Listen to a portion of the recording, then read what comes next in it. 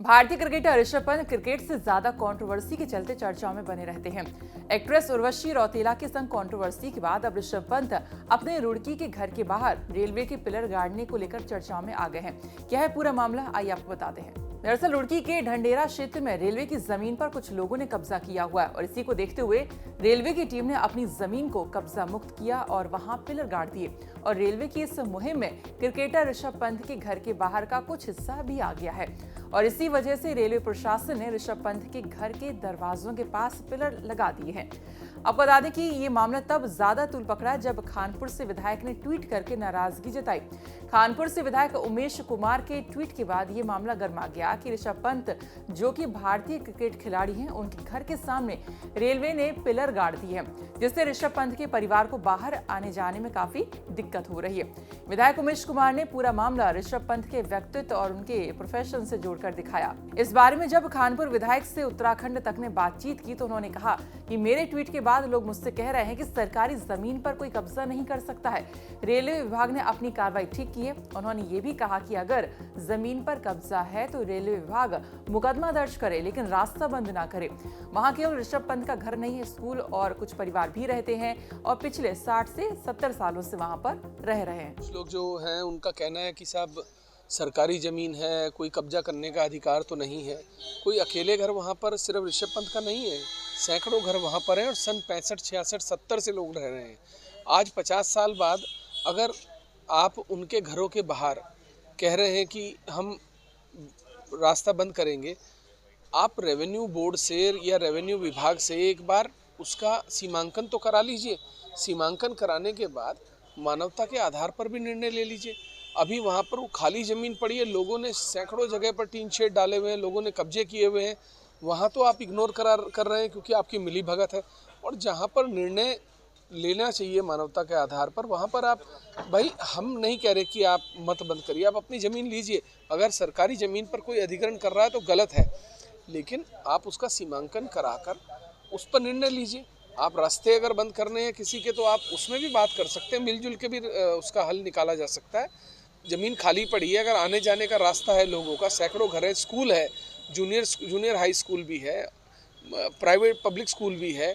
आप ये तो देखिए, आप ने सैकड़ों बच्चों को आप उनके सामने आपने स्कूल आने जाने के विकट समस्या खड़ी कर दी है। मैंने डीआरएम से कल भी बात की थी और उनसे मेरी मुलाकात भी तय हो रही है। मैं डीआरएम से भी मिलूंगा और मैं रक्षा मंत्री से, मैं रेलवे मंत्री से भी बात करूंगा कि भाई इसके संबंध में जो है वो निर्णय समझदारी से लें और अधिकारियों को आदेशित करें कि सीमांकन कराएं और कम से कम आने जाने का एक मार्ग उनको वैकल्पिक देने में मुझे लगता नहीं कोई दिक्कत है।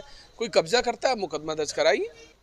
देखिए, मैं फिर कह रहा हूँ कि जब हम लोगों को देश के लिए जान देने पर हम पेट्रोल पंप्स देते हैं, हम सरकारी ज़मीनें आवंटित करते हैं, हम और भी कार्य उनके लिए करते हैं जिनका हम सब सम्मान करते हैं, करना भी चाहिए। कोई व्यक्ति अगर भारतीय टीम का सदस्य है और सन 60, 65 से 70 से उनका परिवार वहाँ रह रहा है, तो हमें इस पर भी मानवता दिखाते हुए इंसानियत के नाते सोचना चाहिए कि आप अपने एक राष्ट्रीय खिलाड़ी का, जो आपके भारतीय टीम का सदस्य है और देश की शान है, उसके घर के बाहर आप पिल्लर गाड़ के रास्ता बंद कर देंगे, जबकि आपको अभी ज़मीन की आवश्यकता नहीं है। आने जाने का रास्ता छोड़ने में मुझे नहीं लगता कोई दिक्कत होनी चाहिए। वहीं अतिक्रमण के मुरादाबाद रेलवे के सेक्शन इंजीनियर ब्रजमोहन सिंह ने कहा था कि कई बार लोगों को नोटिस जारी किए जा चुके हैं, लेकिन रेलवे की जमीन पर लोग कब्जा किए हुए थे, जो कि नोटिस के बाद भी नहीं छोड़ रहे थे।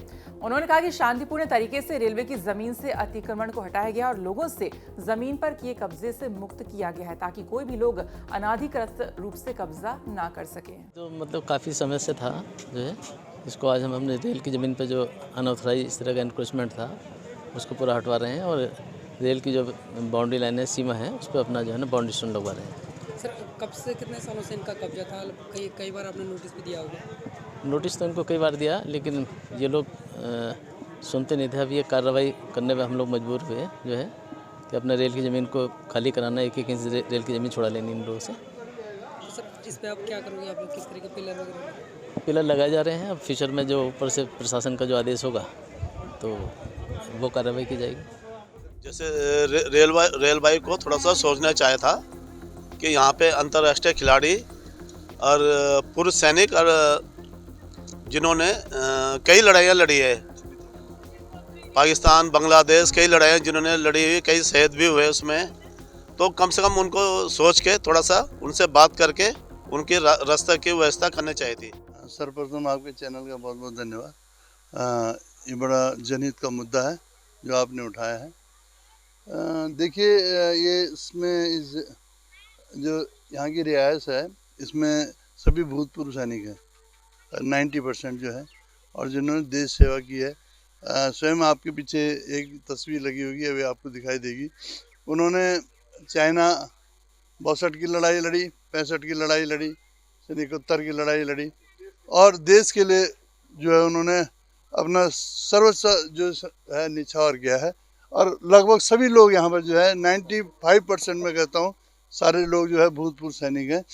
यहाँ पर अंतर्राष्ट्रीय खिलाड़ी हैं हमारे पास।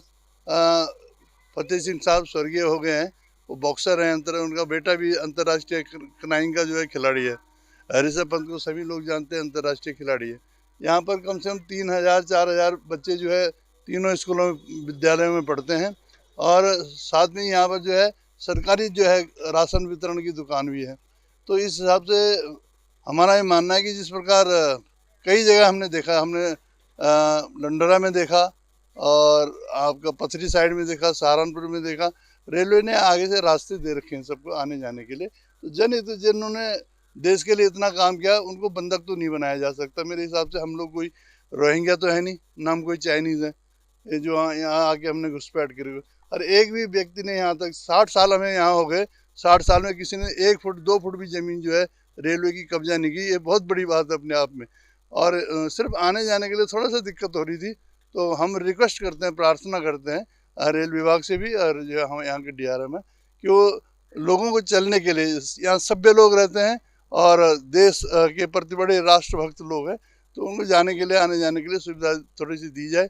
पिलर वास्तव में जल्दीबाजी में गाड़े गए और जनता से बिल्कुल कुछ संवाद नहीं किया, पूछा नहीं गया, जनप्रतिनिधि से नहीं पूछा गया।